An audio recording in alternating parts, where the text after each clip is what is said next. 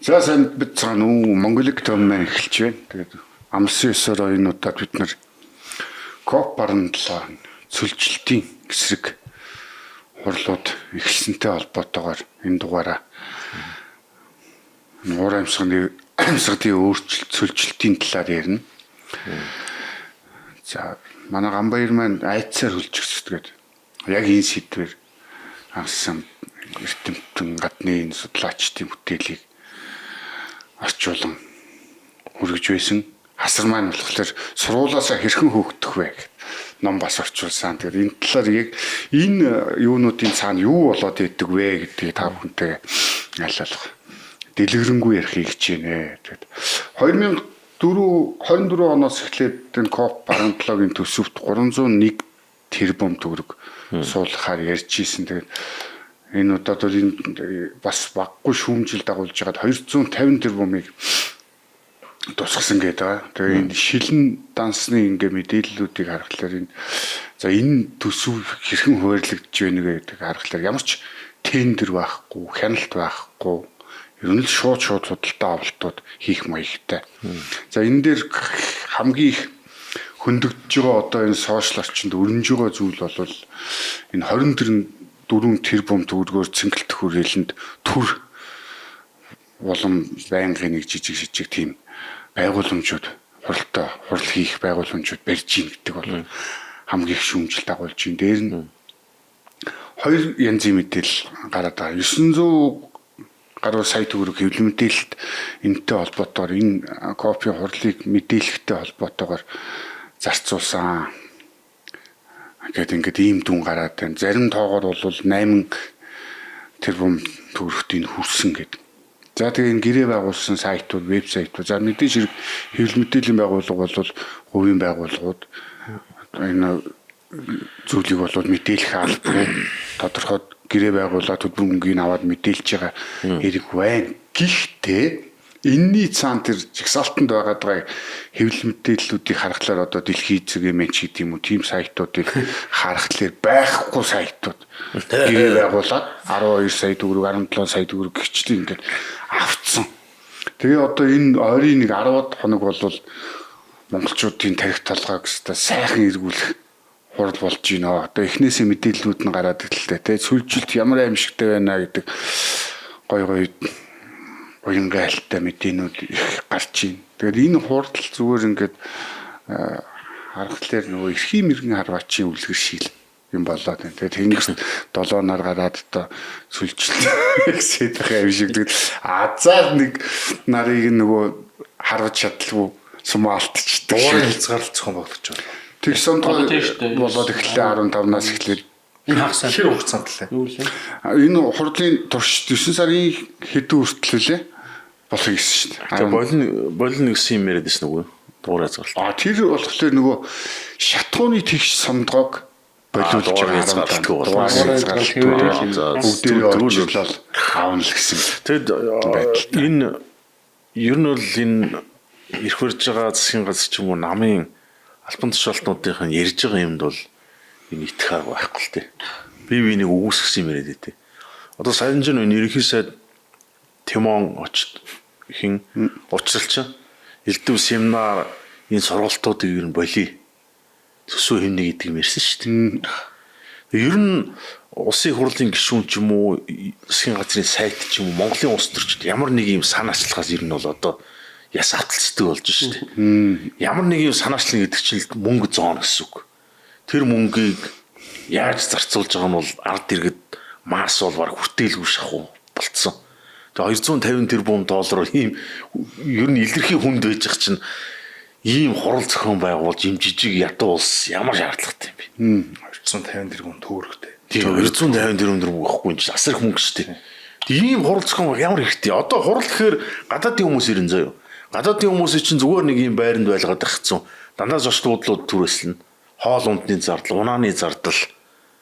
Тэгэл бичгийн хэрэгсэл юу гэдэг нь өчнөө зардал баг шүү дээ. Баггүй тийм хийдэж байгаа. Ийм хэмжээний мөнгө зардал. Зорилгонд хэрэгцтэй. Одоо хуучин ассемблед одоо амар хурал зохион байгуулалт элбэгдэрж баг Монголын тусгаар тогтнолыг дахиад батлах баталгаажууллаа гэж солиорол манай улсын тусгаар тогтнол тэр хурлыг хийхээр баталгааж. Яг гэсэн тэр геополитик тэр хүчний тэнцвэр олон улсын харилцаа баталгаажуулах гэсэн шүү. Нэг жижигхэн хурал зохион байгуулад манай улсын тусгаар тогтнол баталгаачихгүй. Бас одоо энэ хурлыг ч бас олон улсын байгууллагуудын энэ дэлхийн түвшний дээд хэмжээний уулзалт Монголд болж байна. Манай улсын нэр хүнд их сайн байна гэсэн тийм л имиж, тийм л PR болгож харуулдаг шүү. Яг үндэ тийм биш. Тэр ASEAN-ийн үеэр ч одоо хідэн блэ тийм төсвийн мөнгөөр амар үнэтэй тийм машинууд эдгээр гаднаас тасаг зэрэглэлийн машинуудыг бодолтож аваад тэгээ тэд нар дараа нь хайцсан мэддэггүй алга болоод дээрээс нь энэ ASEAN Willa гэдэг нэг юм төсвийн мөнгөөр нэг том юм тансаг хаусын цогцлбор байраад дараа нь тэд нар яасан ч гэлээ бас бөөн хил ам хэрүүл тэмцэл болоод мөнгө идсэн тухай тийм яг өрнөдөөсөн шүү дээ. Одоо яг тэрнтэй ижлэх нь одоо энэ хуралч 15 хоног зохион байгуулалт. Тэгээд 3000 гаруй хүн ирнэ гэж байна. 3000 гаруй хүнд зориулсан одоо гэдэг тэр тансаглах багцнаас ч одоо асар их мөнгө унгаах боломж гарч иж байгаа байна. Тэгэхээр нэгдүгээр энэ асуудал нь нэг юм байдаг шүү. За хоёрдугаар энэ хурал нь ямар ч хэвээр хурал гэхээр хурал нь бол тийм дээд түвшний хурал гэж яриад байгаа боловч тэр төрийн одоо юу гэх юм тэргүүнүүд ирдэг ч юм уу шийдвэр гаргах эрх мэдэлтэй хүмүүс ирдэг хурал биш бэл. Энд ч одоо бидний тэр анх би энэ ч нэг уур амьсгалын өөрчлөлтийн коп гэж бодсон байхгүй. Парисын хилцээр гэдэг шиг том шийдвэр гаргаад улс орнуудад амар том дагаж мөрдөх үүрэг энэ төр оноогоод идэг тийм хурал биш. Нүү би нэг Рио де Жанейрод батлагдсан нэг 3 конвенц юм байна. Энэ байгаль орчинтой холбоотой. Эхнийх нь болохоор тэр уур амьсгалын өөрчлөлттэй холбоотой конвенц, хоёр дахь нь цөлжилтийн эсрэг конвенц, гурав дахь нь тэр ан амьтны эдгэртэй холбоотой юм 3 конвенц гэдэг. Тэгээд COP гэдэг бүгдийн нэг юм бах гэж бодсон чинь Conference of Parties гэсэн талуудын уулзалт гэдэг. Тэр конвенцэд сойрхон баталсан улсуудын талууд хоорондоо уулздаг ийм уулзалт юм байна. Тэгээд энэ цөлжилтийн эсрэг энэ хурал нь одоо 17 дахь удаага болж байгаа. Өмнөх нь Сауди Арабид болж байсан байна. Тэгээд энэ 17 дахь удааг нь Монголд болж байгаа. Энэ дэр ямар ч тийм том төрийн тэргүүнүүд бол ирэхгүй гэж. Дандаа дунд шатны хүмүүс ирдэг. Тэд нар ямар ч шийдвэр гаргах эрх мэдэлгүй байдаг гэж байна. Тэгээ хурж ирээд нэг олигтой асуудал хилцээд тэг шийдвэрлэдэг зүйл байдгүй юм байна. Яадаг гэхээр зүгээр ингээд элтүү өрөө тунхаг тийм юмнууд ингээд баталдаг. Тэгээ тэр Сауди Арабыг тухайлбал тэгж өмжилчихсэн. Энэ зүгээр юм худлаа PR-ын зорилготой дандаа юм борлоод зохион байгуулдаг. Сауди Араб болохоор маш их газрын тос олборлдог тийм одоо нэг байгаль орчны эсрэг гэсэн тийм одоо имижтэй улс шүү дээ тийм учраас одоо өөрсдөө имижийг зөөлрүүлэх үүднээс одоо маш их мөнгө цацаж COP 16-г чиглэл зохион байгуулж ирсэн. Тэгээд тэн дээр хилцэгдсэн одоо тийм асуудууд нь яг олон улсын эрх зүйн тийм хүчин төгөлдөр баримтууд болдгоо зур баахан хоосон тунхаггүй тарч байна. Тэгээд тэр ярилцаад гаргасан нэг ийм төлөвлөгөө амлалтууд гарч ирдэг гинэ. Тэр амлалтууд нь огт биелээгүй гинэ. 16 гэдэг хурлаас нь биелэх гарсан. Тэгэхээр энэ зүгээр тэр хост улс шүү дээ. Тэр улсынхаа мөнгө төгрөгийг айгүй их өрн таран хийсэн. Тэгээд дэлхийн одоогийн нөгөө нүүб бий ч гэдэг юм уу нөгөө уур амьсгалын өөрчлөлт ч юм уу байгаль орчин ч гэдэг юм уу нэг юм дэлхийн эдийн засгийг нэг юм төвлөрсөн төлөвлөгөөт маягаар ингэж төвлөрүүлж улс үндэстнүүдийн нөгөө Витасын эдийн засгийн бодлогот ч одоо их гүрнүүд энэ уур амьсгалын өөрчлөлтөөр далиндуулж ингэж нөлөөлөд одоо глобализм гэж сүүл үед яриад байгаа шүү дээ. Одоо либерал глобализм гэж яриад байгаа. Тэрний одоо юу гэдэг ажендаа нарыг ингэж олон түмний тархинд одоо гэж хүргэх PR-ын зорилготой арга хэрэгсэл болдог. Тэгэхээр яг энэ хурал нь бол тийм сүртэй ач холбогдолтой хурал биш юм лээ. Монгол улс бол одоо маш хүнд байдалтай тийм эдийн засгийн хувьд маш их мөнгөний нийлүүлэлт хийсэн байна. Чи өнгөрсөн дугаараар яриад байсан шүү дээ. 26 их 80 гэдэг тийм хэтлээ. Тэгээ 26.1 хүргэн.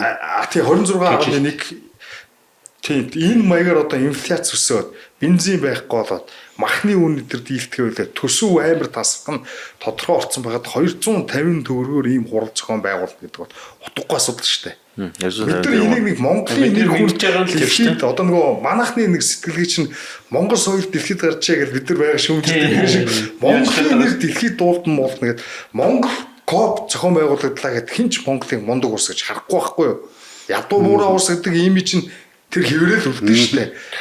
Тэгээд энэ айгүй их хөрн ингэж дарга нар чинь ийм төсвийн мөнгөөр элдв янзын хурал олон улсын юм зохион байгуулалт дуртай байдаг. Ямар санда Швейцарт олимп зохион байгуулах уу гэж санал асуулгыг болгоод үгүй ээ бид нар тэгж гадны хүмүүсийг өөрсдөө татвар төлөгчдийн мөнгөөр тансаглуулахгүй гэсэн.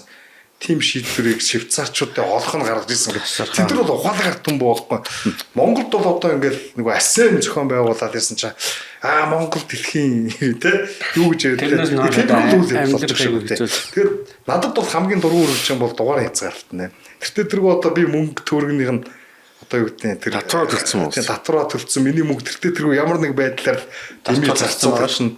Би тэрнийг тэртээ тэргүй одоо өөрчилж чадахгүйгээс миний амьдралд хамгийн гай болж байгаа нь дугаар хязгаарлалт нэг одоо байхгүй. Сая төгсөөхнө хэлсэн ш тэр сэтгүүлчдгээдсэн би сая хинээс нь сонсч байгаа. Нэг ч мэдээ бичиж байгаагүй юу ч хийдгүй нэг тийм сайт юм уу эсвэл одоо баг зүгээр домен юм уу та баг сайт нь ажилтгүй тийм гар 1.5 тэрбум төгрөгийн гэрээ хийгээд одоо тэр гэрээ хийсэн хүн Монголд байхгүй гинэ. Тэгэхээр чин тэр чи одоо юу гэдгийг нэг хил ам амжилттай нэг дулаахан орнд Тайланд ч юм уу Вьетнам тэр чинь нэг $30,000 зэрэг чимээр 2 жил амьдарч штэ. Айгу хямдхан штэ. Тэгэл тэрнгээр юу гэдгийг нэг дарга нь тэрэнд нөлөөлж өгсөн дарга ч юм уу нэг төрлийн хуран сугны ус салтааны усны аваачаад мөнгөний авчиж байгаа байхгүй юу? 2 хуваадаг ч юм уу 3 хуваадаг. Тэгэл гих мэдчлэн тэр нэг баахан майхан барьсан байлаа штэ нэг төр асар масар гэдэг тэр чи одоо 22 тэрбум гэсэн үү 30 24 тэрбум гэж байгаа. Тэгээд одоо өнөөдөр тэр дэлгэр сайхан гэдэг өчигдөр нэг эдийн засагч бас Монгол банкны нөхцөл байдлын талаар мэдээлэл хийсэн байна л да. Одоо мөнгө нийлүүлээд байна. Цааш ч бас одоо нийлүүлэхээс өөр аргагүй юм нөхцөл байдал байна гэх Монгол банк ингээд тайлбарлаад байна. Эндээс болоод одоо нэг үнийн индекс мэндекс төгрөгийн үнцэн мэн ч ингээд унаад байна гэдэг. Одоо ингээд тасралтгүй л ийм мэдээ яваад байна. Бид нар өөрсдөө ч гэсэн подкастаар ингээд тоо баримтлал 12 гэж яриад мөнгөний үнцэн инфляц тэгэл энэ татварын дарамт эднэрсэн. Тэгээ сайн нөгөө хасараа ярьж шít нөгөө биднийг тийм улс орн гэж мэдхгүй штэ. Одоо бид нар жишээл Оросыг маш их үзээд муулж штэ. Яг Москва Санкт руу хүнд Монгол гэж ямар үгүй мэддэг ч юм. Наамуур нэг хитэн золбон эрхүүгийн нэг хитэн аригчид биднийг танина. Чингис Мингисгээ солиор бол байж ин тэгээд тэр наан улаан үдийн хитэн янхан л тань. Бид нар өөр хийж танихгүй. Хятад ч адилхан. Тэр Шанхай манхаа Хонконгийн тэр зэгцэг хүүхнүүд гой залуучууд чинь бид нар шиг юм золбон улсыг өөрөөсөө танихгүй. Тэгээд түрүү хэлж штэ Швейцар яагаад гэж би нөгөө өмнө бас нэг ярьж ирсэн нэг ядуу байх тусмаа нэг хүмүүс нэг өрлөгөн байдаг тий. Ягдгүй тэр хүн нөгөө мөнгөний үн цэнийг ингээд мэдэрдэггүй, амьдралын үн цэнийг юусэн мэдэрдэггүй, эдийн засгийн хүмүүсийн талаар ойлголт байхгүй. Одоо нэг ингээд ядуу байлт нэг гинт сая төгрөг зүгээр нэг халамжаар ч юм уу эсвэл нэг тэд нэг хулгаагаар ч юм уу мөнгө өгчхөөр шууд пицца авч идэл тий. Хүүхдүүдтэй баахан зарим авдаг бол зүгээр нэг жижиг хөлтөөгч аваад тэндээ нэг маха хадгалаад тийм ээ агуухан 3 будаа авахаа мэдгүй ингээд гадуур гарч ингээд тэнгис мөнгөс кино үзэл оройр нь хов хасан түл хөнөөсгөө ингээд байждаг. Монгол яг тийм ээлжиг байхгүй юу. Хайл гадаад мадаад гэдэг нэг GS-мэс нэг CEO-д нэг хоол унд идснэ тэгэл нэг амар гоё өөрсдөө соёлтой иргэн болчлоо гэдэг. Тэгээ нэг хитэн хятад өчигдөр би ингээд хотын төвөр ингээд ахлахлаа ингээд нэг скутер ингээд нэг ийм цахилгаан юм уу ингээд сүмгнөөлөх энэ 7 хоног мөн. Тэгэл орцроо орсон чинь нөл англиар ярьсан нөл хятадаар ярьсан л хүмүүс байна. Надаас өөр монголоор ярих уу энэ хотын төвч ерөөсөө хадаа. Ямар гоё юм бэ шаа. Тэгээ би нөгөө явж ирсэн. Нөгөө манай либералууд нөгөө ардсан нам манай юу монголчууд ингэ тансаг байх дуртай шүү. Гадаад ч болж гадаадад ингэдэг гадаадад тэгдэг гэдэг. Тэгэхээр гадаадын жишээ хэлчихлээ Швейцар бол олимп зохион байгуулахгүй гэж шүү. Тэгэхээр бид нар гуйлагч юм мөртлөө те мөнгөний нийлүүл хийгээл идэг ингээд ямар ч үр ашиггүй зардал гаргаад тэрийг хин төлөв бид нар төлнө өнөөдөр автомашины татвар төлөгдсөн гэж би нөгөө скриншот явуулсан өнөөдөр хэдүүл ярих бах те нөгөө бензиний багтаамжаас моторын багтаамжаас хамаарат одоо 33% хүртэл татварыг нэмэгдүүлсэн ингээд энэ чинь ингээд баг ингээд төхөд байгаа шүү дээ одоо малчтын малыг тоолж гин хүмүүс өгөл хөдөлгөөийг тоолж гин одоо ийм баримтууд бүгд хатаа бий болчлоо тэгээ одоо ийм хүмүүстэйгээ хариуцлага тооцохгүй л нөхцөл байдал боломж хэцүүдэг юм шиг санагдаад. Яг тэр яаж Монголын сайхан зүрцсэн үг биш шүү дээ. Хоосон хүний хүүхэд нохоо ирэх гэдэг. Оогийнхээ ялдгийг болоод ятаа нохоо юу вэ? Муу нохоо гэдсэн шаардсан. заахгүй үзсэн. Яг нөгөө цөржилтийн проблем гэж сүлээд айгүй хэрэгтэй болсон шүү дээ Монголд ч. Шар шорон шуургач гинөө. Тэр шороо эдгээр юм Солонгос, Япон эдний электрониксын үйлдвэрүүдэд гай ордог гэл тэ. Тэгэл усны хомсдол энэ төр гэл яг ярьдаг. Би бол яг энэ талын бол одоо юу гэдэг судлаач биш энэ талаар бол хангалттай ойлголт байхгүй учраас энийг нь шууд үгүйсгээд яах вэ те. Гэтэ зүгээр уур амьсгалын өөрчлөлтийн хурлууд ч гэдэг юм уу те. Одоо энэ дэлхийн энэ том байгаль орчны одоо юу гэх юм активистууд ч гэдэг юм уу, том корпорациуд ч гэдэг юм уу. За юу гэдэг эдгээр бол энэ элдв янзын юм хурлууд зохион байгуулалтаа дандаа ингээд яг хийж байгаа зорилгоосоо дандаа эсрэг үйлдэлүүдийг хажууд нь одоо гэдэг ам үйлдэл хөрн банк зурж идэх хөөх. Одоо жишээл COP 29 гээд хурал 2022 онд л үүтэ зохион байгуулагдсан. Тэгсэн чинь ингээд гадаа 1500 гаруй юм Ж төлөвлөгөөтэй онгоцсон ингээд игнээ зогссон байхгүй. Яагаад тэр уур амьсгалын өөрчлөлтийг одоо бид нар машин битгий унаа, мах битгий идэ, дэлхийд дуулаараа сүрх гэдэг та нар хэрэглээг та ядуу байх ёстой, хүн хамаагүй ингэж тасгалж болохгүй, хэд консюмерч байж болохгүй гэсэн ийм санааг чинь тэр байнга өдөр тутам хэлж яадаг штэ. Гэсэн мөртлөө өөртөө болохоор ингээд Ж төлөвлөгөөтэй онгоц гэдэг чинь байгаль орчинд хамгийн алт тэр уур амьсгалын өөрчлөлт хамгийн нөлөө үзүүлдэг гэдэг байхгүй. Яг энэ маягаар одоо юу гэдэг өөртөө тэр энгийн хүмүүсийг хэрэглийг авах гэдэг мөртлөө өөртөө ерөөсөө тийм одоо яриад байгаагаа ерөөсөө мөрддгүү. Тэгээ дандаа Канкун, Дубай юу гэдэг юм далайн иргэн амар сүхтэй гой юм газруудад амар тансаг зочд буудлуудад тэр хурал цуглаанууд нь болно. Тэгээ нөгөө одоо мэдээж нөгөө ВФ-ийн тухай бид нар нэг Right News-аар ярьж байгаа боо тансаг зэрэглэлийн бие үнэ төвлөрүүлж авдаг. Төвчдөг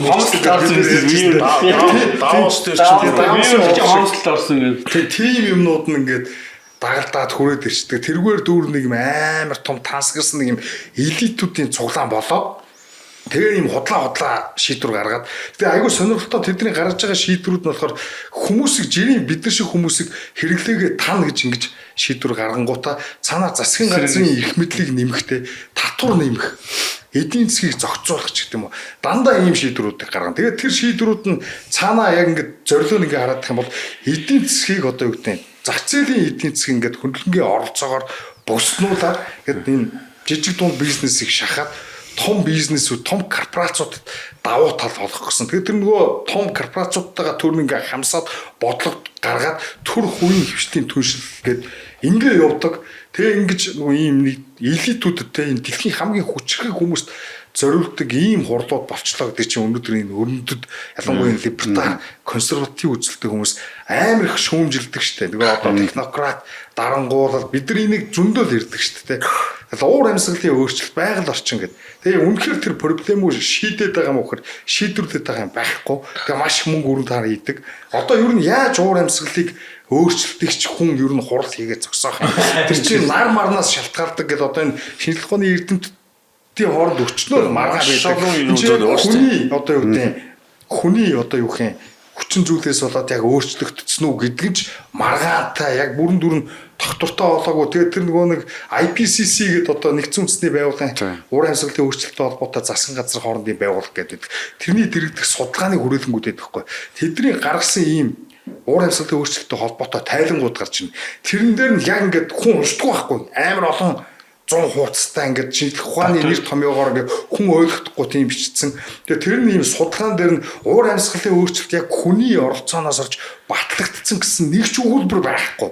Тэгээ тийм байж байгаа чинь тэрнийгээ ингээд улс төрийн хувьд шал өөрөөр ингэж тайлбарлаад ашиглаад ингээд явцдаг ч гэдэг юм уу. Энэ маягаар ингээд зөвхөн мөнгө идэх арга хэрэгсэл том корпорациудыг хүчрхэгжүүлэх тийм арга хэрэгсэл болсон гэдгийг өнөөдөр бүгд мэддэг болсон. Тэгээд ингэж ярьдаг хүмүүсийг уучих хуйлтаа неонлч гэж ярьдаг гэсэн. Одоо ингэж ярьдаг хүмүүс Америкт засгийн эрхэнд гарцсан л ээж шүү дээ. Тэгээд одоо Трамп жишээлбэл тэр Парисын хэлцээр эдрээс ингээд гарчлаа. Тэгээ юу өөрчлөгдөд байгаа юм. Америкийн эдийн засаг улам сайжирч байгаа. Сайжирч шүү дээ.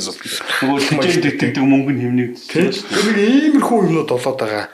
Одоо тэр та хоёрын номон дээр ч гэсэн яг гараад идэх те шинжлэх ухааны үндсэлтэй гэдэг юм гурван өнгөөр тогтоогдсон гэдэг хин тогтоож байгааг нь мэдэхгүй тэр 12 онд гэхэд чинь цаг уурын датаг өөрчилсөн гэдэг тэр нь бэрэгдсэн гэдэг бүх хэрэг мандчихсэн чинь одоо ингэдэг байхгүй сайенс буюу шинжлэх ухаан гэдэг чинь шинжлэх ухааны онол дараагийн онолоор батлагдах юм уу нэг цагт дутагддаг. Тийм үү? Яг тэр баримт фактор дутагддаг.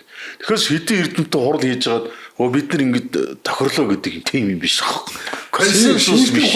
Консенсус ч юм уу ардчлалаар шийдэгддэг зүйл биш байхгүй. Ялангуяа төрийн санхүүжилттэй эсвэл том корпорациудын санхүүжилттэй тэр эрдэмт чинь яг жинхэнэ эрдэмтэд мөн үү шинжлэх ухаанд үнэн үү. Дээрээс нь шинжлэх ухаан чинь ерөн тэр этик медик гэдэг юмнаас ангид асуудал шүү дээ. Тийм үстэй. Одоо ч л тэр зүүн Английн их сургууль гэхэд 2012 10 онд лөө 11 онд ч лөө тэд нар чинь уур амьсгалын өөрчлөлттэй холбоотой одоо IPCC-гийн судалгаа хийж өгдөг нэг байгууллага нөхгүй юу. Тэр нөхдүүд энэ raw data гэдэг нөх түүхий data гэдэг штэ тэрнийг цуглуулж чад засаж өөрчлөөд дэлхийн дулаар л ерөөсөн ингээд зөвхөн 19-р зуун аж үйлдвэрчлэлтээс ихсэн гэдэг тэр одоо санааг нь баталгаажуулах хүнээс дундад 100-ны үед дулаарж ирсэн дэлхийн дулаарлыг байхгүй болгоод гасцсан. Тэгээд хокийн зохиор гэдэг. Тэгээд тэрэнд нь нөгөө уур амьсгалын өөрчлөлтийг бичсэн тэр нөгөө лабораторийн компьютер дотоод сүржэд нь хакерууд орж халдаад тэгээд мэдээллийг нь гаргаж цацаад тэгээд тэд нар чинь ингэж худлаагаасаа судалгаа хийгээд ингээд засах маскаас асар хэмжээний мөнгө аваад ингээд тансаглаа сууж яадаг тийм төрөөс хамааралтай хүмүүс их баригдчихсэн байхгүй. Тэгээ эн чин уур амьсгалын уун бол анх дэлхийн дулаар л гэдэг юм явж байгаад. Одоо дэлхийн дулаар л гэж бараг сони хэвлэлээс бараг уншихгүй шүү. Одоо болохоор уур амьсгалын өөрчлөлт гэдэг илүү залтай. Юм өгөр эхэлчихдэг. Тэгээ шинжлэх ухаан гэдэг чинь дата цуглуулад тэрэндээ нэг таамаглал дэвшүүлж таарна шүү дээ. Тэрийг нотлохын хэрвээ нотлогдчихвэл тэрний судалгаа бодиттой болсон ч юм уу шинжлэх ухаан нотогдно гэсэн үг шүү дээ. Одоо cherry picking гэж асуудал шүү дээ тийм үү. Одоо өөрийнхөө үр дүнд тохирох баримтын сугалж аваад тэгээд биччихнэ гэсэн үг. Одоо ганцхан модны царгийн юугаар л ингээл тайланд ашигласан байсан гэл маш олон ийм ноо бодлоо эн чинь бол өөр шүү дээ. Тэгээ уур амьсгалын өөрчлөлт ганцхан шинжлэх ухааны асуудал шүү. Чи ер нь яг эцэст бол улс төрийн асуудал. Уур амьсгалын өөрчлөлтөөс шалтгаалаад тэгээд энэ дэлхийн том засгийн газар ч мөнгө санхүүгийнхээ эрх мэдлийг нэмэгдүүлнэ, эдийн засгт зохицуулалтаа нэмэгдүүлэн татвараа нэмнэ. Дээрээс нь одоо ингээд ийм элдв одоо глобал асуудлуудыг одоо үндэсний төр тусуудын хэмжээнд шийдвэрлэж чадахгүй учраас олон улсын байгууллагуудаар дамжуулаад дэлхийн улс орнууд бүгдээрээ одоо гэдэг доктортой өөрчилж гэдэг юм уу те ийм одоо том гүрнүүдийн бий болгосон бодлогын дагуу бодлогоо нийцүүлж явна. Өөрөөр хэлбэл нөгөө жижиг улсуудад бий таасан улс төрийн бодлого, эдийн засгийн бодлого энэ гэж байхгүй болох гээд байгаа гэж. Одоо энэ чинь глобализм шүмжлээд байгаа шүү дээ. Ийм том асуудал болсон. Тэгэхээр энэ чинь нүл маргаан. Энэ чинь баг цаашаага барууны үзэл, зүүнний үзлийн маргаан болоод яваад чиврээсээ яг улс төрийн сэдв болохоос шинжлэх ухааны асуудал биш болсон. Тэр шинжлэх ухаантай холбоотой асуудлыг яг үндэ хинж авч хэлцгээ болцсон. Одоо уншаад жуулахгүй байр суурийг дэмжсэн эрдэмтдтэй дэмжиж эрдэмтэн гэж хүлээн зөвшөөрөөд бусдыг нь ад үзээд уур амьсгалын өөрчлөлтийг одоо үүсгэж гэх маягаар одоо ингээд тэр элдвийн төрийн санхүүжилтийн институт дээрээс ингээд шахаад ажиллахгүй болоход хөөж мөгөө гаргачдаг. Ингээд нийлээд дарамтлж марамталдаг, нэр төрийг нь гутааж утаадаг одоо юм тийм болсон баг. Cancelддаг. Cancel culture гэдэг нэг юм зам ярьдаг шүү дээ. Одоо бид нар ингээд эргээд санавал бид нар уг нь яг энэ одоогийн ярьж байгаа уур амьсгалын өөрчлөлтийн тулд эднийг Монголд яг бодтоор өрнсөн байхгүй тий 2012 он дэлхийн сүүрний 12 сарын 21-нд тэгээд тэр өдөр би ингээ ордон руу ороход гişүү бүгдээрээ байхгүй болцсон.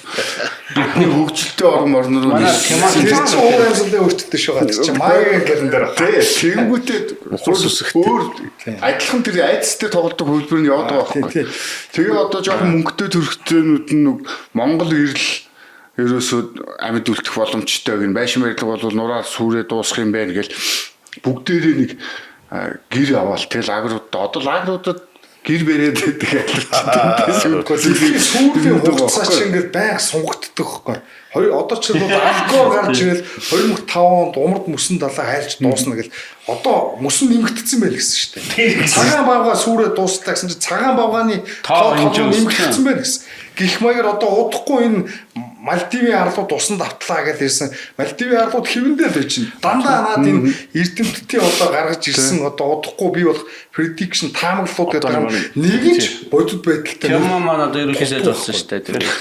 Одоо чинь ингээд 2000 он гэхэд Британи арал бол ерөөсөө өсөглөн хүмүүсийн сүрч байгаа арал болно гэж ярьж ирсэн. Ярьж ирсэн. Британи одоо өрөндөө хөгжилтэй улс орнуудын нэг хэвэрлэл байна. Тийм. Одоо Аль Горын ч юм уу тэр эрдэмтдийн зөвгөнсөн тэр сүрэл нэг л хаашаа явуул. Одоо энэ Билл Гейтс гэж бас нэг алдартай зөвгөнөгч байна. Эсийгээр нэг зөвгөндөг байхгүй. Одоо сүлдө уур амьсгалын өөрчлөлт чинь ер нь том асуудал биш болсон байлээ гэдэг тэгээд явжлаа. Одоо Билл Гейтс чинь Монгол төсөв баярын хүүхэд үдээ явж байгаа. Билл Гейтс тэр сүлд ирсэн юм чи юм байхгүй. Ер нь энэ уур амьсгалын өөрчлөлт гэдэг чинь бид нэр нөгөө нэг дэлхийд ойлгуулах юм буруу хийснээс болоод бид нарыг ингэж ярьсан юм биш ярьж байгаа байхгүй задгач. Билл Гейтстэй холбоотой яг нь хуйлдааны олж янз бүрийн ярьжлаа л да. Гэхдээ Эпстинтэй холбоотой ингэж Америкийн хэвлэл гаргаад ирсэн шүү дээ. Боцор шүү дээ. Эпстинээр дамжуулаад нэг Орос хүүхэнтэй секс харилцаанд ороод бэлгийн замын өвчтөж аваа тэрийг эхнэртэй халдаагаад тэгээд эхнэртэй мэдэгдүүлэхгүй тулд юу хэрэглэх вэ гэдэг зөвлөгөө авсан ч гэлээ нэг имэйл Америкийн хэлүүд ингэ байж байгаа. Нэг сард нөгөө Америкийн одоо хууль зүйн яамнаас ч Эпштейнтэй холбоотой 3 сая гаруй юм материал одоо ил гаргасан. Гэхдээ бүгдийг нэг дагт хийцэн те. Одоо зарим сарууд олон хүмүүсийн нэрийг ингээд зориуд дарцсан. Тэгээд тэр яг нөгөө конгрессээс гаргасан Эпштейнтэй холбоотой Transparency Act гэх тийм хууль батлагдсан. Эпштейний ч одоо Америкт айгүй том юм скандал болсон шүү дээ. Ер нь бол те. За энэ манай энэ улс төрийн болон бизнесийн том илтгэл бүгдээр энэ педофилизмтэй тодорхой хэмжээгээр холбогдсон юм байна. Эпштейн ингээд хүүхэд зардаг байжээ мэжээч гэдэг юм уу те нэг ийм амар ийм хардлага үүссэн. Тэрнийг дарахын үүднээс конгресс хууль баталсан. Тэрнийг нь одоо юу гэдэг энэ Америкийн хууль зүйн яам Трамп өөрөө тэр Эпштейний листийг ил болгоно гэж амарч гарч ирчихэд яг ясан дээр тэр нэг яг чухал нэрүүдийн ингээд дараад яг босон үйлийг бүрэн дөрөв хүмүүст мэддэггүйгээр ингээд худлаа цензуурлаа гаргацсан байхгүй. Тэрэн дээр нэг факт бол ямар ч гэсэн ил болсон. Тэр нь Билл Гейтсийн тухай Эпштейн өөрлөгөө бичсэн мэйл байгаа юм л та. Одоо нэг тийм мемо маягийн гэх юм уу те.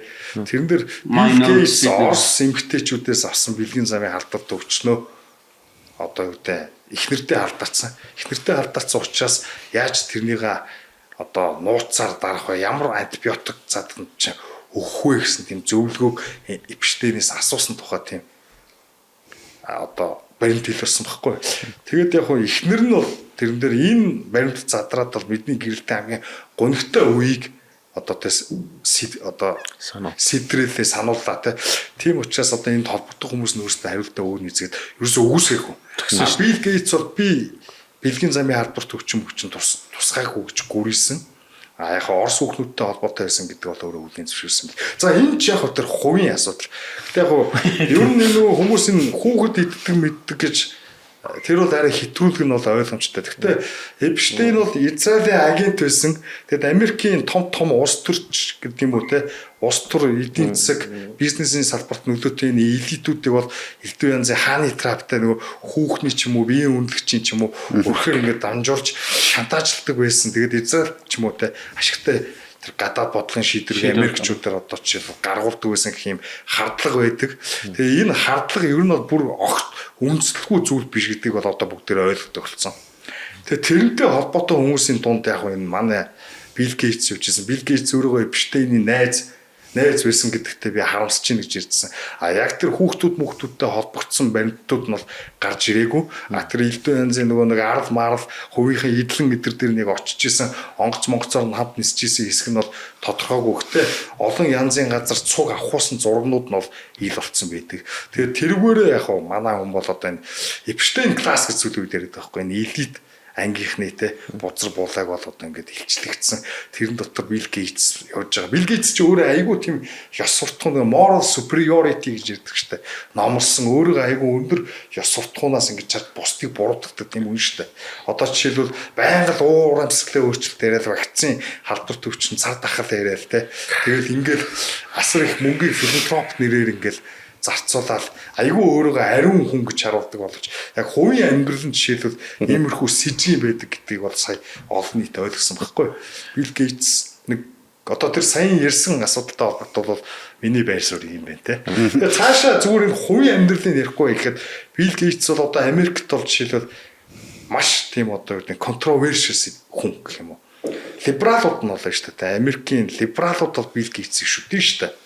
Одоо демократ намын ч юм уу, репабликан ч юм уу, консерватив ч юм уу, либертар үзэлтэй хүмүүс бол мань нэрийг үзэхгүй. Мань нэрийг ч одоо глобализм те нөгөө технократ социализм, ногоон социализм, уур амьсгалын өөрчлөлт. За тэгээд нөгөө төр хувийн хвшлийн түншлэгтэй том big pharma одоо том эмийн компаниудын лоббиг хийдэг те дэлхийд даяар нь глобализмын уур амьсгалын өөрчлөлт энэ цар тахал эдэр гэсэн одоо юу гэдэг нь шалтгаан хамгийн их ингэж тулгадаг хамгийн том лобби чинь хамгийн том активист хамгийн том хоёр нүүртэн гэж үздэг штэ.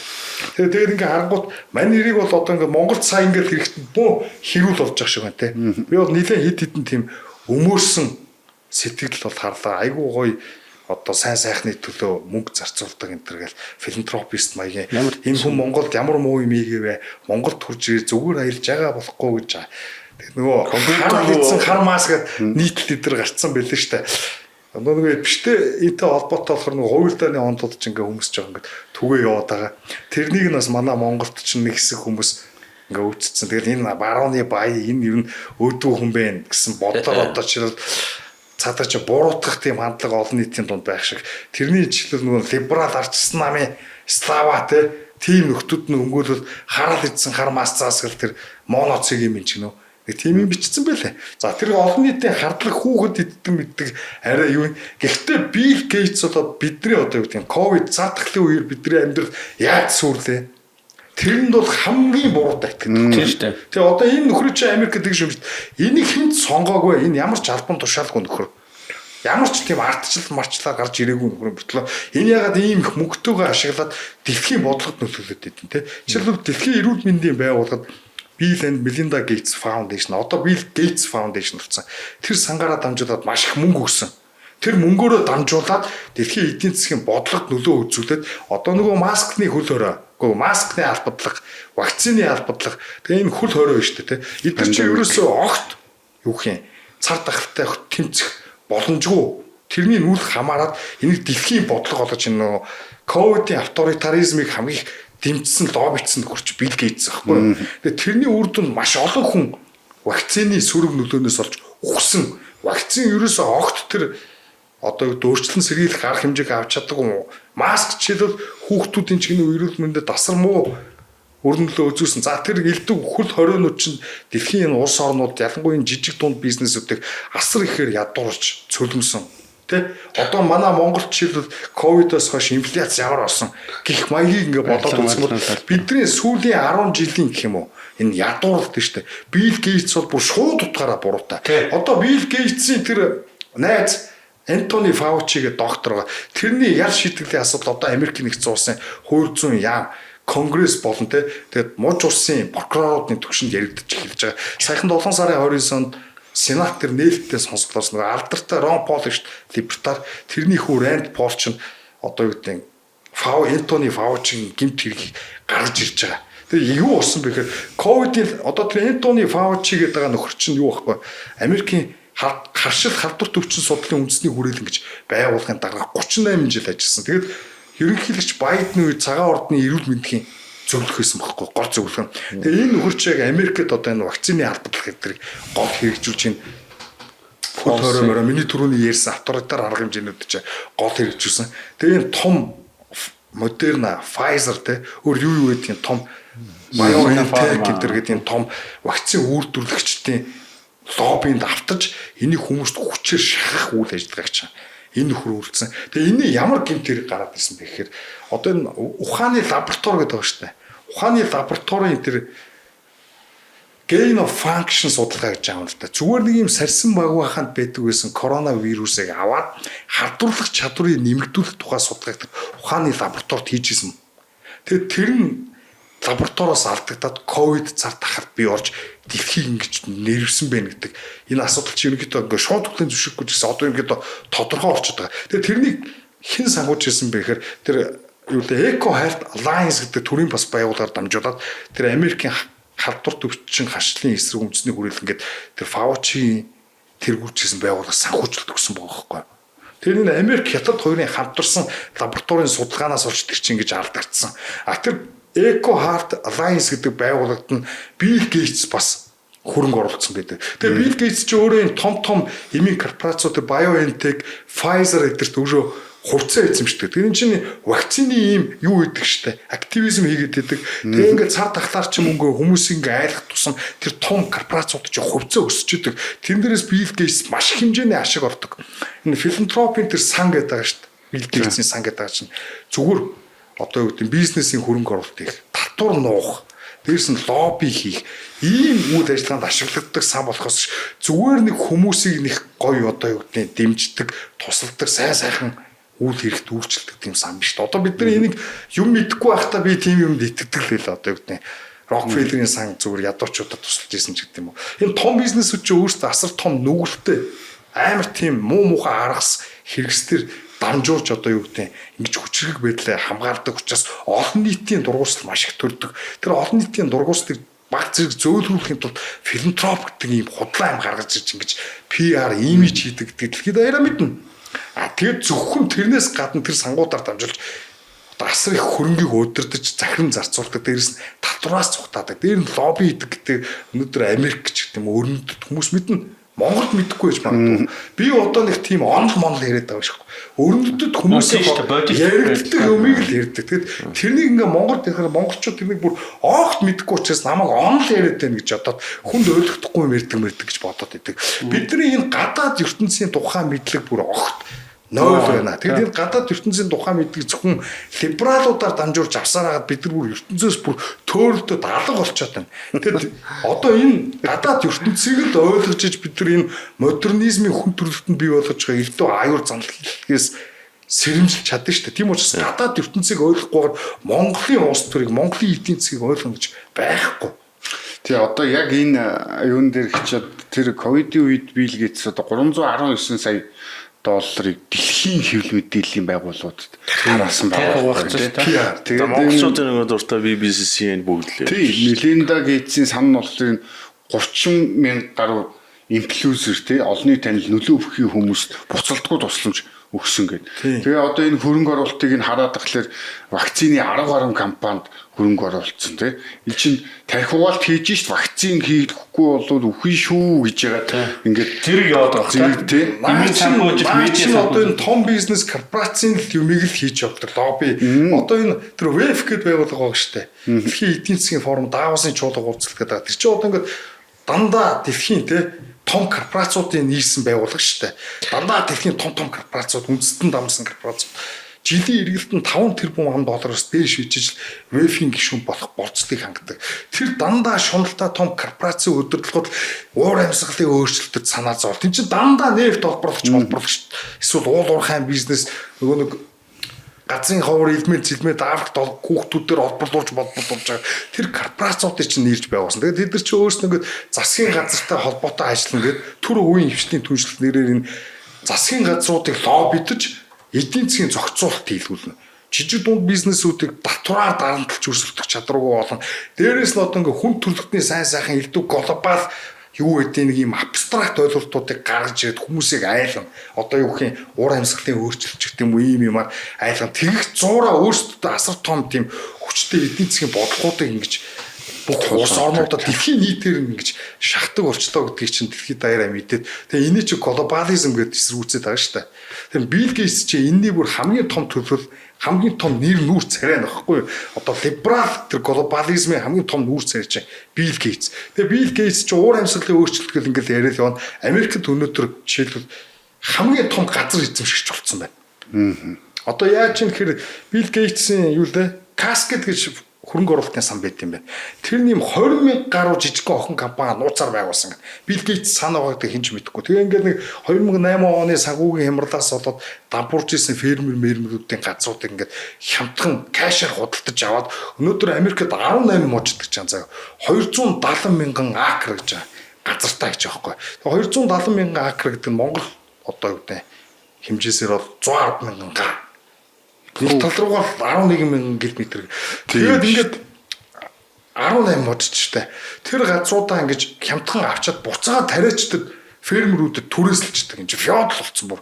Тэгэнгүүтээ тэдэртээ нэг юм хэд хэдний шаардлага тавьдаг. Та нар энэ газар дээр бизнес эрхлэе гэх юм бол зөвхөн одоо юу гэдэг нь биотехнологийн хувьд өөрчлөгдсөн гений өөрчлөлтөө Билл Гейтсийн хөрөнгө оруулалт Monsanto гэдэг ийм big agriculture компаниуд байгаа.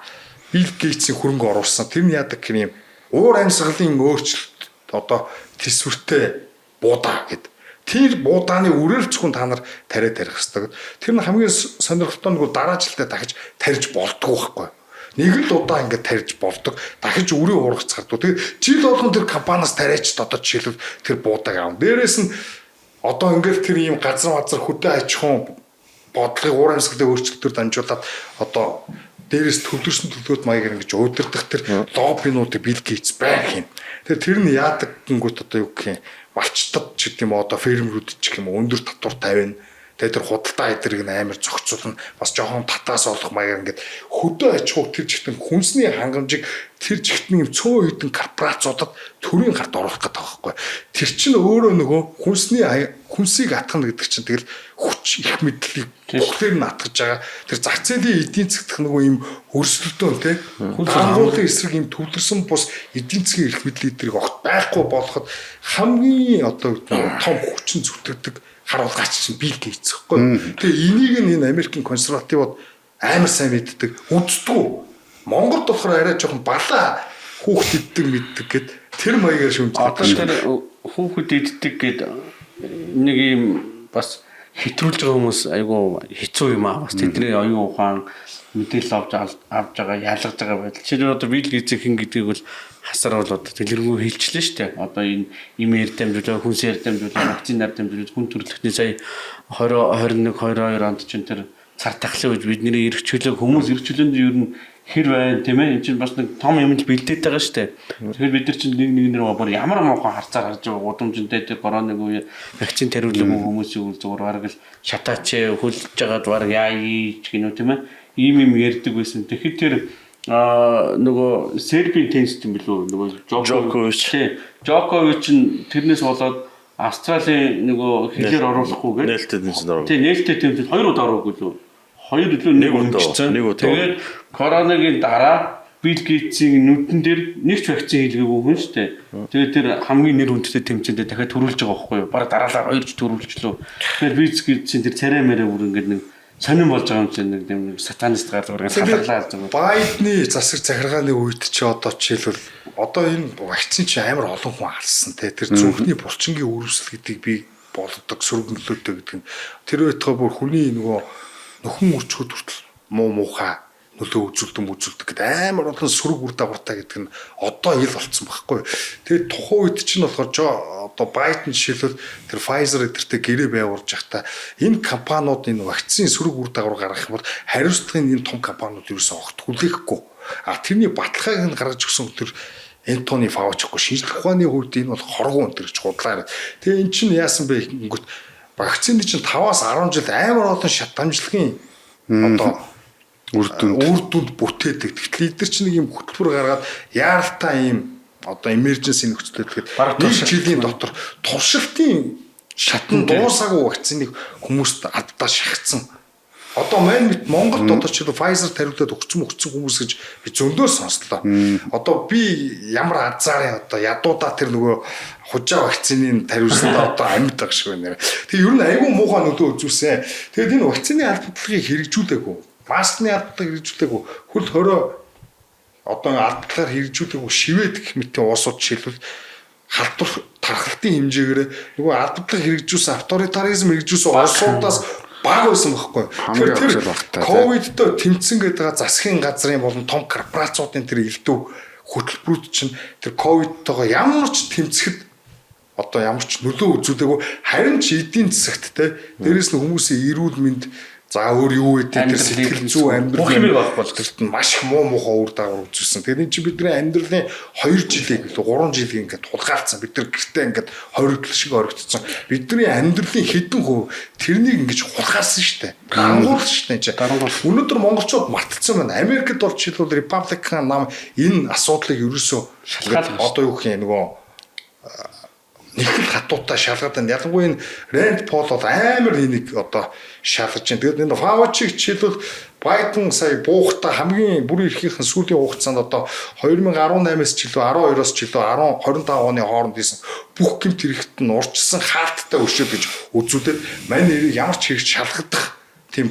боломжийг хааж өгсөн байхгүй. Гэтэл одоо нэг 3 Луизиана, Флорида юу үлээ нэг 3 муж ус жишээлбэл стейтийн түвшинд холбооны засгийн газар хэмдэр гэмт одоо хэрэг үсгэж фаучи. Дээрээс нь манай хүн бол саяхан ер нь олоодоо худал мэдүүлэг өгсөн. Сая чинь жишээлбэл саяын сүүлийн сонсголт төр 100 асуулттай штэ. Конгрессээс асуусан 100 асуултанд Америкийн нэгдсэн улсын үзүүлэлтийн 5 дугаар амендмент гэхэд өөрийнхөө эсрэг мэдүүлэг өгөхгүй байх хэрэг гэдэг ашиглаа. Нэг ч асуултанд хариулахгүй. Тэгээ ер нь баг мань нэрийн одоо энэ ковидыг нөхдүүд өөрсдөө бэлдэж ингэж хятадтай хамтарч лабораторид турж байгаа. Нөгөөт нь одоо санаатай юм уу, санамсаргүй байдлаар ч юм уу алдагдаад тэгээ тэрэн дээр дамжуулж том бизнес үуч засангаа зудаж их мэдлэний мэдээлээ том бизнес үуч асар их ашиг олоод ингээд хүмүүсийг гэсэн нөгөө гал усны ашуун зовлонд уунуулсан тийм маш олон хүн үйлчилсэн эцэг алдсан. Тэр Монголын нэвтрүүлэг байгаа. Зөвхөн тэр эдийн засгийн хохирол биш маш олон хүн тэгэхээр энэ чинь хүн төрөлхтний эсрэг гэмт хэрэг энэ гэж либертарууд консервативууд ирдэг. Тэр хүн төрөлхтний эсрэг гэмт хэргийн гол буруутнуудын нэг бол энэ яхаарахгүй Билл Гейтс бол мөнөөс юм байхгүй. Ингэж хөвжлөгддөг шүү. Тэр дахлын үеийн төсвийн тайлан ерөөсөө манад гарч ирэхгүй байгаа дээ шүү дээ. Яг хариуцчихсэн хүн хууль зүйн сайдуулцаад бүрч гарч ирэхгүй нь тодорхой болчихлоо. Тэгээд бид нар ингээ харахад дэлхийн эрүүл мэндийн байгууллага хэлсэн гэхлээр зөв юм шиг яваад байдаг. Гэтэл Билл Гейтс чи дэлхийн эрүүл мэндийн байгууллага 3 тэрбум доллар хамгийн том хандивлагч. Вакцины холбоонд нь 3 тэрбумыг өгсөн. Дунд зэргийн санхүүжилт гингүүд одоо энэ их сургуулиудад одоо Джонс Хопкинсгийн их сургууль чинь 870 сая доллар. Тэгээ Лондонгийн коллежид 280 сая доллар. Тэгээ наад спортын сургуульд 243 сая доллар гэл. Ингээд бүр одоо энэ яриад байдаг нөө дэлхийн эрүүл мэндийн байгууллагуудын зөвлөхүүд, мэрэгчлэтнүүд эднэрт бүгдээрэнд нь 18 сая доллар гэдэг ингээд өгсөн.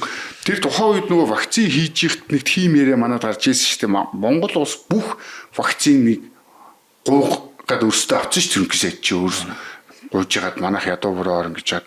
Тэгэхэд нэг том вакцин дээр $50 бодож тэндээс санхүүжилт авсан гэдэг яриа гарч ирэл пак болол. Монголчууд жишээлбэл тэрнийг өөрсдөө мөнгөөр ингээ тусламжаар авсан ингээ баярлж ээж болох. Гэхдээ тэр чи ийм байхгүй. Нэгдүгürt муу вакцин. Орж ирээд манайханд амар олон хүн мэдээж эрүүл мэндийн зөв нөлөө үзүүлсэн гэж таар. Гол нь цаач нь одоо юу гэдэг шахаа явдаг байхгүй.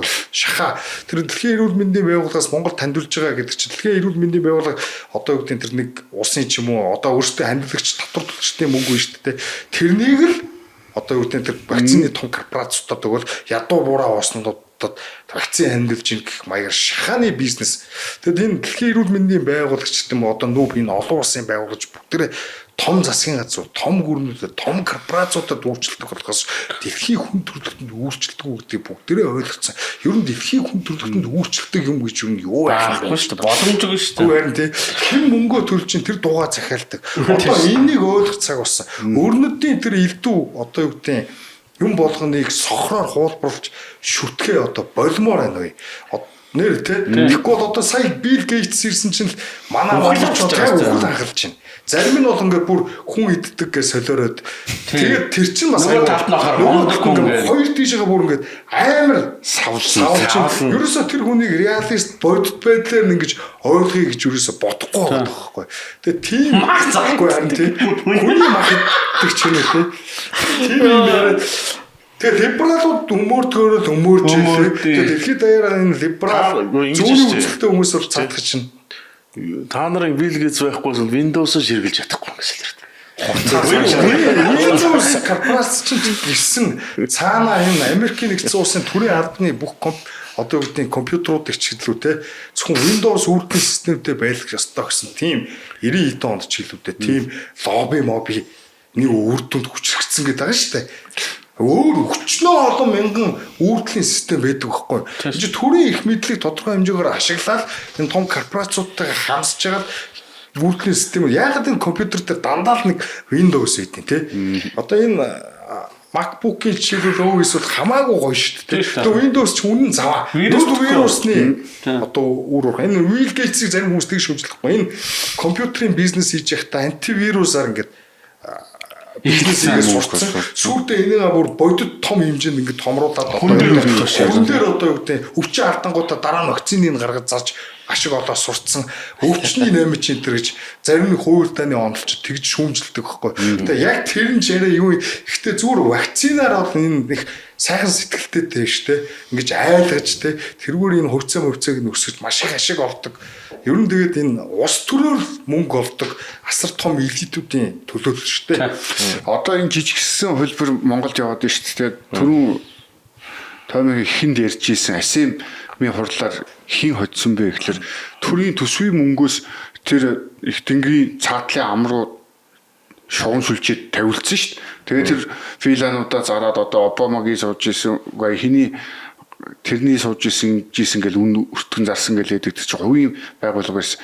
Одоо энэ хамдивлагч байгууллагуудыг харахаар Co-Pharmacology харахаар Energy Resource, оюу толгой гэдэг хоёрхан компани. Дээр нь хятадын бас нэг төрлийн байгууллага байгаа. Тэр 3.5 тэрбум төгрөгийн төгрөг өгсөн. Оюу толгой Energy Resource хоёр хамгийн өндөр тэрбум гаруй төгрөгийн хант өгсөн байгаа. Энд чинь тэгээд ингээд нэг нийгмийн сайн сайхны төлөө ч юм уу ингээд хариуцлага биелхаа хүрээнд гэдэг тийм юм болоод байхгүй ч энэ яаж авах вэ гэдэг нь тэр хурлын дараа нь одоо болж байгаа энэ байгууламжууд энэ нөгөө тэр төр бариад байгаа байгууламж өөр юу гэдгийг зардал үйлчлэгийн бүх юмар нь тэр чинь хэд дахин нуглаад тэр мөнгө олж авах байгаа байхгүй тийм. Хоёр төрлийн филантропийн зорилгыг хэлээ үстэй. Яг тэрдний чинь Монголд яг технологиор нь хэрэгжүүлж байгаа л калбан шиг юм үйлчлэгчнээ үйлдвэрлэе л. Одоо ингээл Univision үрзэнгүүт ногоон юу лээ ногоон философи кино ч илүү ингээл гарч ирэл. Тэгэхээр wokeism дэмжил. Одоо тэгээд MCS-ийг одоо юу гэж хэлмээр Монголд байгаа энэ өрнөдийн том бизнесүүдийн тактикийг хамгийн түрүүнд сурж одоо хулгай аргачлалын хамгийн түрүүнд Монголд нутагшуулж ашиглаж байгаа одоо тийм үн том корпорац нь одоо Монголд бол MCS юм да тий. Гэтэ одоо бид нар ингээ байн нөгөө нэг MCS-ийг дахин ингээ яриад байгаа нэг мөнгө аваад MCS-ийн эсрэг активизм хийж байгаа ч юм шиг харагдах гэх. Тийм учраас хаяатаар нэг MCS яриад байгаа. Гэтэ би бол яг нэг өөх болохоор нь би хамгийн дургуй үедээ. А өөр Монгол зөндөр том бизнес байгаа бүгд л хулгайч цагаан. Гэтэ ялангуяа энэ work те өрнөдийн иргэншил яаж хамгийн муухай идеологийг одоо өөртөө хамгаалах зэвсэг болгоцсон байгаа надад хамгийн таалагддаг. Тэгэхээр Genco ч гэх юм уу бас адилхан том бизнес шүү дээ. Бүгд л цаанаа тэгэл адилхан л уус төрштэй. Одоо энэ чиглэл өөртөө Energy Resource чинь нүүрсний компани тэгэл бас байгаль орчны эсрэг гэл одоо уур амьсгалын ч гэдэг юм уу илт байгаль орчны активистууд дайрах боломжтой шүү дээ. Тэгэхээр тэрнийг зөөлөхөө бас нэг юм ногоон гэсэн гурал хамгийн их мөнгө төгрөг зарцуулж хайж байгаа чинь тэр л зөөлөхтэй шүү дээ. Тэгэхээр мань хэдэд яг ясан дээр нь дэлхийн те одоо хэн хамаа байна яг үнэндээ Монголын цөлжилт төр те. Тийм шүү. Одоо тэгээ энэ цөлжилтийн эсрэг хурлын цаана нэг нуугдаад байгаа нэг амар том санаа байна. Тэр яг бэлчээрийн мал аж ахуйн эсрэг чиглэж байгаа байхгүй юу? Бэлчээрийн мал аж ахуй энэ цөлжилтийн хамгийн их суулгамжлалт мал аж ахуй уламжлалт фермерүүдийг үгүй их лобби хийдэг гэд. Би гэхдээ сая энэ Gates энэ хурал хоёр хоорондоо хамаагүй юм шиг хэлээ л дээ. Тэгээ зүгээр ингээ бодоход айгүй нэг муу ёрын санагдаад байгаа байхгүй юу? Дортхын долоо гэдэг шиг ийм хурал болж байна. Энд чи одоо тэгээд нэг ийм гадны хөрөнгө оруулалт ингээл татгаал оролдон монголчууд чинь энэгээр дамжуулаад зээл тусламж авах гал мөнгө авах гал тий. Тэгээд тэр олон улсын байгууллагууд жишээлбэл мөнгө өглөө гэж бодоод хэзээ зүгээр өгөхгүй штэ. Та нар энийг яг ийм зорилгын дагуу зарцуулаараа гэд. Хоёрдугаар та нар манай энэ одоо энэ бодлогыг хуультай одоо тусах одоо ч бэлчээрийн тухайн хуультай тусах газрын тухайн хуультай тусах маягаар энэ ногоон социализмын үзэл санааг чинь Монгол төрийн бодлого болоход одоо жишээлбэл ингэж тэр мөнгөөр бодоод тэр бодлогууд нь эцэстээ энэ малчтад ч гэдэг юм уу одоо ингээл наадад чи малчдаг айл эзэнэ анилдсан малчтад тодорхой тусламж үзүүлээд ингээд хэлж байна. Удахгүй эн чинь цаанаа бас ингээд корпорацийн системд оруулаад тэр газрыг том корпорациудад хөвчилж өгөөд бэлчээрийг те энэ маягаар эдийн засгийг л ерөөсөө ингээд төлрүүлж удирдах гэдэг. Тэрэн дээр Монголын энэ хөдөө аж ахуйч гэсэн хүнсний хангалттай хүртэл тэр хараанаас нь одоо тарагтанд болцсон байх гэдэг чинь энэ урд Монгол зохион байгуулагдж байгаас л харагдаж байгаа байхгүй. Хизээч зүгээр ингээл нэг өнгөрөхгүй. Нэх мөнгө өгөөд бидэнд гой болно гэж юм байхгүй. Мөнгө өгвөл тэгэл дандаа тэр хүний нэг юм шаардлагыг захиалах ерөөсөө үнгүй юм гэж байхгүй. Товтон тусламж аваад байх юм бол тэгэл өөртөө бодлого тодорхойлж чадахгүй л гэсэн үг. Яг л тийм юм болж байна л доо. Тэгээд уг нь бол энэ за дэлхийд улаараад байгаа бол тий биднэрт бол сайхан бохгүй. Бид нар ч одоо жилдээ хэдэн ч ээлжийн хувцс өмсөд байгаа юм бүү мэдээ 6-7 ээлжийн хувцс өмсөж байгаа шүү дээ. Амар өндөр өртөгтэй эн чинь орлогын яйдаа гэж байгаа хүмүүст бол эн чинь маш хүнд тусаж байгаа шүү дээ. Өвлийн нэг зааны хүртэгтэй байх хэрэг болно. Хавар намрын нэг хүртэгтэй байх, дундын нэг ноосн замцтай байх, тэгээд зардал ихтэй тий. Гэтэл уг нь дулаараад байвал бид нар сайн байгаа. Үнэн тэгэхгүй одоо тэгээд нэг нүүбийн халалтын юм. Нүүбийн хөржиж Монгол малчинтай уур амьсгалын өөрчлөлтөө тэмцэхийг заана гэдэг бол одоо өстой мах малхаа Марксаар залгуулна гэдэг чинь яг бодит байдлаар гарч ирж байгаа. Энэ Монгол малчин чинь баг одоо энэ Монгол нутаг дээр нүүдэлчид 3-4 мянган жил хойш тогтсон. Энэ хамгийн амар эрсдэс цаг угаартай хамгийн тийм уур амьсгалын өөрчлөлтөд хамгийн тийм эмзэг нутаг чинь Монгол нутаг шүү дээ. Энэтэй ингээ хэдэн үеэрээ хэдэн 100 мянган үеэрээ баг энэ басан зөгцөж яаж амьдрах вэ гэдгийг сурцсан хүн чинь Монгол малчин баггүй хэдэн удмаараа тий. Тэр хүнд одоо нэг палантай жорлонттай бийцдэг нэг тий хартаашнд амьдардаг нэг ийм паузанд амьдардаг өрөндөө хажуудэрсэн улс орны нэг ийм нүүбийн бюрократ хүн зүртэн хурж иж яаж мал яаж цаг уурын өөрчлөлтөд тэрсэн зохицох гэдэг ярина гэдэг чинь онгоо ахгүй яг үүндээ бол тэ. Уур амьсгалын өөрчлөлтийн нүүбийн хажуудах судалгааны багийн дарга гэсэн чинь энэ тхийг нэг төмөр замчин жилээ нөхөрөөс. Энэ тхийг чинь тэгрээ цохоо хөлдөө төгчдөг газар байсан. Уур амьсгал ямар ч холбоогүй. Тэгэл одоо та энэ хөгжиж буй орнууд буурын орнуудад нүүбийн төлөөлөгч нар гээл энэ тхийг мэнтхийг Бангладеш гэл улсуудын нөхдөд байгаа ч тийм. Тэд нар одоо энэ Монголын өвлийг л тэр ер нь гадаадынхантайгаа таарахаар дийдэг шүү дээ. Яа энэ өвлийг бол survive тийм амьд үлдлээ шүү гэл инээж идэх үстэй. Тэгээ одоо энэ 3,000 хувийн дээр чи одоо яг манайхан дүүргийн хүмүүс бүгд Бразилийн хөл бөмбөгийн авраг шалгаруулах үеэр нөгөө хурлын дэг судалгаа явуулсан байсан шүү дээ. Тэрэн шиг л хүмүүс ирнэ бас нэг төсвийн мөнгөөр тансаглаж найрлж зугаацсан л хүмүүсийг Монголын татвар төлөгчдийн мөнгөөр л жаргаж буцаа. Тэгээ дундаас нь өөртөө мөнгө зохино. Тэгээ цаана олон улсын байгууллагуудын элдв янзын тэр лобби те одоо нөгөө хэдэн төгрөгөөр улс орныхан бодлогын чиглүүлдэг тим юмд нь автна. Тэгээ нэг хөрс үхэн ч юм уу хэн чинь нэг жоохон алга ташлтын дунд нэг зогсож жоохон үеийн эго дутуугийн комплексоо жоохон гүйцэн. Тийм юм болно. Тэгэл нөгөө элбүрд орчин асам шиг хэдэн жилийн дараа мартахт нь ямар ч ач холбогдолгүй одоо мэдээж би улаан цайм одоо нэг гейц ч юм уу глобалистуудын тэр бодол зорилго бол улаан цайм биелээ болно гэдэгт би итгэхгүй байна. Одоо тэгэл одоо Монголын малччлал хэдэн том корпорацийн болоод сүрэн мөр гэж бодохгүй байна. Гэтэ зүгээр ер нь ингээд мөнгөө өрн дараа игээд нэг хөгийн юм хийж байгаа. Одоо энэ дэлхийд нэрээ дурсах нь мурсах гэдэг энэ 30 одоо багийн дутагдал эдрээсээ бид нар болохгүй. Бид нар одоо хамгийн түрүүнд өөрсдөө амьдралыг л сайжруулмаар, амжиргааныхаа өртгийг баг болгомоор. Энэ төр мөрчин бүр дэндүү том очлоо. Банаа шиг юм жижигхэн те юм бананы бүгднээр нь тухус ингэж тасгалж масгалж ингэж юусоо болохгүй. Сүүрэн бид нар яг энэ маягаар те. Нүүрс одоо үнэ алдахад тэгэл дуусна. Түүцтэй тэмцэхгүй л те. Ийм л юм байна. За тийм болохоор тэгээд нарыг хайрл гэдэг дуу шиг тий. Нараа хайрлал одоо нар хайл болох их гарч байгаас ял гэж. Тийм Билл Гейтс ч одоо God complex-тэй гэдэг байгаа шүү дээ. Өөрийгөө бурхан мэтэр төсөөлдөг гэдэг. Уур амьсгалын өөрчлөлтийг одоо жишээлбэл одоо дэлхийн дулаарлыг сааруулахын тулд нарны өмнө ийм тор тавь. Нарны гэрдийг багасгахыг солиулсан шүү дээ. Энэ одоо бидэрт хурж ирдэг нарны гэрлийг Билл Гейтс гэдэг ганц нэг жоохон баян болцсон хүн тэр бахархал прайд эйгөө тэр дэнтсэн бөөс та нарны туяг халахлан маллан гэд наа түн чи яавч өлөгтэй юм биш. За сатанист нөхөр. Тэгээ одоо эдний ярьдаг зүйлс чи ерөөсөө тэр үхэр мөхрийг байхгүй болох татвар авах тийм юм ингээд одоо тэр Нидерландын хөөрхий тэр нэг хэдэн Ирландын бас Яаж будаа болоод өхөр унгаатай нэгээд газрыг нь одоо засгийн газар жишээлбэл хүчээр албатан төлбөртөөр хурааж аваад тэгээ энэ чинь нөгөө ногоон социализм гэдэг чинь нөгөө өхрийн ч юм уу нөгөө дэмний ч гэдэг юм уу нөгөө нэг Сталины ч коллективизац наач нь худлаа төлбөр өгсөн нэртэйгээр ингээд яг зах зээлийн үндэнд нүрэхгүй эдэнд өөрөө өгөөд газрын хүчээр булаагаад авчиж байгаа нөгөө газрыг нийгэмчилж байгаа байхгүй. Тэгээ өхрийг одоо нэтлээд байгаа шүү дээ. Өхрийг нэтлэн маш өндөр татвар тавина. Таман мэтийг өтөдүүлнэ. Тэгээ өтөөр одоо тэгээд өөрсдийнхөө фермеруудыг тэгж алангуудаа Латин Америкийн фермеруудыг ирээ болчихчих. тэгээд тэднээс төгс гэдэг болж байгаа. Сүүрүүлж уус харна. Одоо энэ ногоон социализм уур амьсгал Меркосур Европын холбооны гэрээ байгуулагдсан шүү дээ. Бразил, Аргентин хоёр ч өхөр юм ахтай.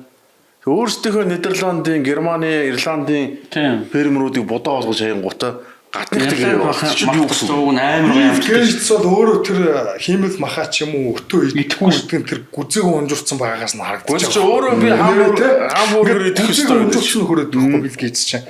Хиймэл мах иддэг өөх тус эргэлдэг юм бол тийм гүзээг байхгүй шүү дээ. Тий. Тэгэхээр манай хүн чинь өөрөө сая жеттэйгээ өрөөд ирсэн Монголд те. Тэгээ өөрөө хүмүүс тэрнийг нь айгүй шүүмжилдэг хоёр нүртэй шаараа гэд.